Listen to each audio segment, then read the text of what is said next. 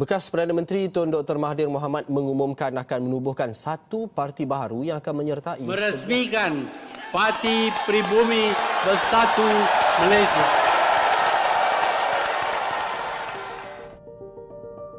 Dalam 2 tahun saja penubuhannya, banyak yang telah dilalui oleh Parti Pribumi Bersatu Malaysia, atau kita lebih gemar gelar sebagai Bersatu. Lembaran sejarah Bersatu bermula pada Ogos 2016 apabila borang permohonan untuk mendaftarkan parti itu dikemukakan oleh Presidennya Tan Sri Muhyiddin Yassin kepada pendaftar pertubuhan atau ROS.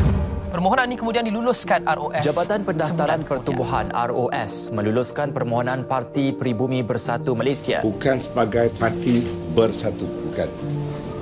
PPBM. UMNO menyatakan dia membantah menggunakan perkataan bersatu. Khairi Jamaluddin berkata, bersatu harus dilihat sebagai pesaing kuat UMNO. Tan Sri Muhyiddin Yassin, dia bersama dengan saya bersetuju supaya kita akan menyertai secara langsung dengan Pakatan Harapan. Kontroversi pertama Bersatu datang 2 tahun kemudian pada April 2018. ROS membubarkan sementara parti itu di bawah Seksyen 14-5 Parti Pribumi Bersatu Malaysia telah mengeluarkan satu saman pemula terhadap pendaftar pertubuhan Malaysia. Bahawa kami ahli Parti Pribumi Bersatu Malaysia atas nama Allah yang Maha Pengasih. Bulan kemudian, sejarah tercipta. 9 Mei 2018 menyaksikan Pakatan Harapan memenangi pilihan raya umum ke-14 dengan 14 kerusi parlimen dimenangi. My view is Pakatan consists of Keadilan, DAP, Amanah and Bersatu. And Bersatu thus far has been playing a very positive role, an important component in the Pakatan. Presiden 1 Tan Sri Muhyiddin Yassin memberi amaran bahawa jika janji tidak ditepati, Pakatan Harapan mungkin akan hilang kuasa pada pilihan raya umum ke-15 nanti. Kita kena terima, tak mesti bila Tun jadi Perdana Menteri okey saja, bila Anwar jadi Perdana Menteri tak okey pula bersama sekali. Jadi kesannya pada Pakatan Harapan tak baik. Ramai rakyat Sarawak yang berminat menyertai Parti Pribumi Bersatu Malaysia atau Bersatu. Parti Pribumi Bersatu Malaysia melangkah sejarah baru dalam arena politik Sabah selepas secara rasmi bertapak dan sekaligus melebarkan sayap ke negeri di bawah bayu itu.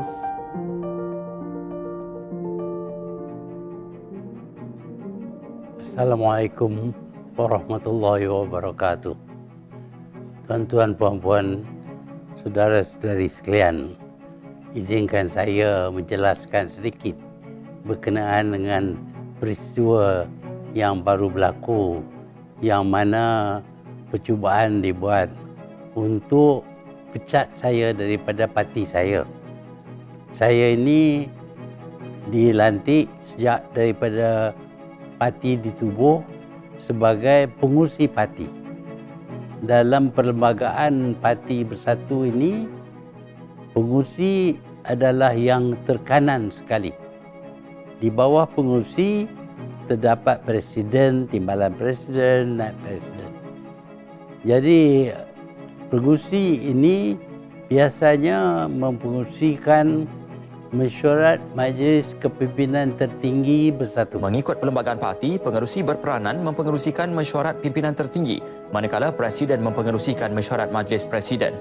Mesyuarat itu menentukan segala dasar-dasar parti. Jadi apabila saya lihat mereka tidak jemput saya dan Mukhlis untuk mesyuarat Majlis Kepimpinan Tertinggi parti, maka ini saya dapati bercanggah dengan undang-undang tubuh perlembagaan parti.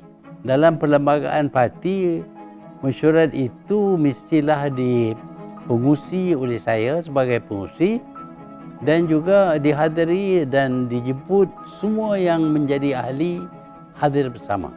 Badan itu saja yang boleh meluluskan dasar dan tindakan-tindakan yang penting. Jadi kalau saya tak dijemput dan Mukhlis juga tak dijemput, ini bermakna bahawa mesyuarat itu salah. Salah daripada segi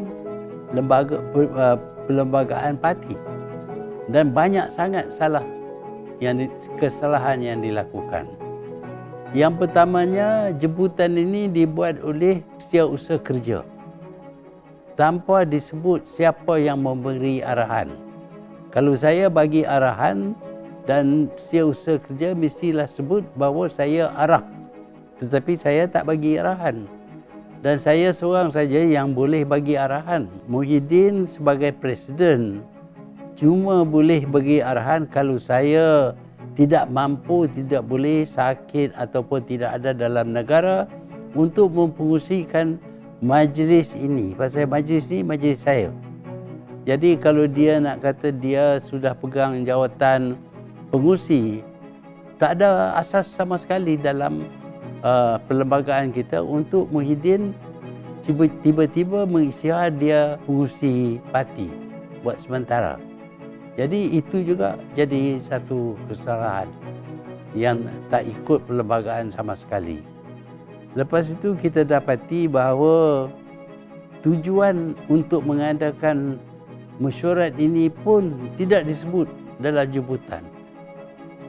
Usul mesti disebut dalam jemputan kerana ahli-ahli mesti tahu apa dianya yang nak dibincang. Tetapi ini pun tidak dilakukan. Dan kita dapati banyak kesalahan yang dilakukan dalam percubaan untuk singkir saya. Saya rela disingkir. Tetapi dengan cara yang mengikut undang-undang parti, perlembagaan parti. Kalau saya nak disingkir pun, jemputlah saya. Saya dulu biasa menjadi pengurusi dalam UMNO di waktu mana UMNO, Majlis Tertinggi UMNO menyingkir Datuk Seri Anwar. Dia dijemput dan dia berucap dalam mesyuarat itu. Tetapi ini tak nak bagi saya hadir, tak nak bagi saya ucap. Ini juga kesalahan besar. Sebab itu saya dapati bahawa mungkin Muhyiddin dijangkit oleh penyakit UMNO kerana suka membuat sesuatu yang tidak mengikuti perlembagaan parti. Umpamanya, dia masih anggap bahawa Hamzah adalah setiausaha parti. Hamzah tak boleh jadi setiausaha parti. Kalau dia nak dilantik pun kena ada rundingan dengan saya mengikut perlembagaan. Tetapi Majlis Kepimpinan Tertinggi Parti telah buat syarat bagi orang UMNO yang masuk Parti Bersatu. Mereka perlulah keluar daripada UMNO, satu. Mereka mesti jadi bebas buat sekian masa. Mereka boleh masuk kemudian jika diterima oleh Bersatu. Tetapi apabila menjadi ahli Bersatu, ahli UMNO yang menjadi ahli Bersatu tidak boleh pegang apa-apa jawatan. Sementara itu, Perdana Menteri Tun Dr. Mahathir Mohamad menegaskan bukan mudah untuk ahli UMNO, terutama ahli parlimen parti itu, untuk diterima masuk ke dalam Parti Pribumi Bersatu Malaysia atau Bersatu. We have stipulated that the condition for joining UMNO is for them to leave, a condition for them to join Bersatu is for them to leave UMNO, become independent for a period of time, and then apply to become a member of our party. It's not going to be easy. Mereka tidak boleh pegang apa-apa jawatan. Dan mereka juga mungkin tidak akan dilantik untuk jadi calon kalau ada pilihan raya. Jadi ini memang benda yang salah. Tetapi Muhyiddin masih keras nak panggil Hamzah sebagai setiausaha parti. Hamzah bukan setiausaha parti. Yang menjadi setiausaha parti ialah Datuk Marzuki Yahya daripada Pulau Pinang yang dilantik oleh Muhyiddin. Saya tidak bantah, bermakna pelantikan itu sah. Jadi dia yang jadi dilantik secara sah menjadi setiausaha parti. Sebab itu untuk menamakan Hamzah sebagai setiausaha parti tidak menepati dasar dan keputusan yang dibuat oleh Majlis Pemimpin Tertinggi parti. Inilah keadaan yang berlaku dan saya amat sedih kerana sekarang ini ternampak Tan Sri Muhyiddin sudah tidak lagi pegang kepada aturan-peraturan. Ini caranya untuk mendapat sokongan supaya kekal jadi Perdana Menteri ialah dengan menawar kepada penyokong-penyokong saya jawatan-jawatan seperti menteri, timbalan menteri dan sebagainya supaya mereka ini menyokong Muhyiddin. Ini mungkin akan memberi bilangan yang lebih banyak kepada penyokong dia. Tapi ini juga perlu diuji di dalam Dewan. Dewan sepatutnya bersidang dan apabila Dewan bersidang, kita nak tahulah sama ada dia benar-benar mendapat sokongan daripada majoriti ahli-ahli Dewan. Itu caranya. Orang yang menyokongnya memang orang yang ditawar jawatan-jawatan tertentu. Kalau tidak, mereka ini menyokong saya. Saya amat sedih dengan perkara yang berlaku ini kerana saya bersama dengan Muhyiddin sama-sama menubuh Parti Bersatu. Tindakan Muhyiddin sekarang ini nampak akan menyebabkan Parti Bersatu ini hancur. Kerana kalau diadakan pilihan raya hari ini, kalaulah dia kalah, dia tak jadi Perdana Menteri dan Dewan dibubar dan kita ada pilihan raya, maka Parti Bersatu ini akan hancur. Kerana kita tidak dapat sokongan daripada Pakatan Harapan dan kita juga tidak dapat sokongan daripada parti yang kalah, iaitu UMNO. Jadi tinggal tergantung-gantung Parti Bersatu ini, tak ada siapa pun sokong. Dan dengan itu akan hancurlah parti ini.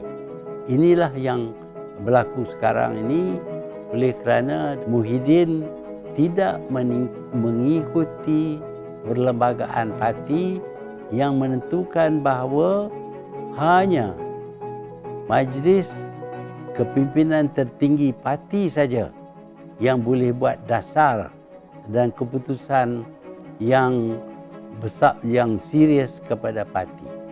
Inilah yang saya terpaksa jelaskan. Saya harap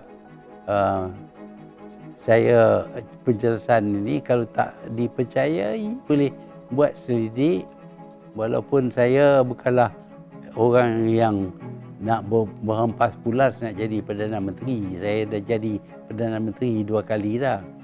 Tetapi saya nak lihat supaya apabila kita ada undang-undang, kita patuh kepada undang-undang. Sekian, terima kasih.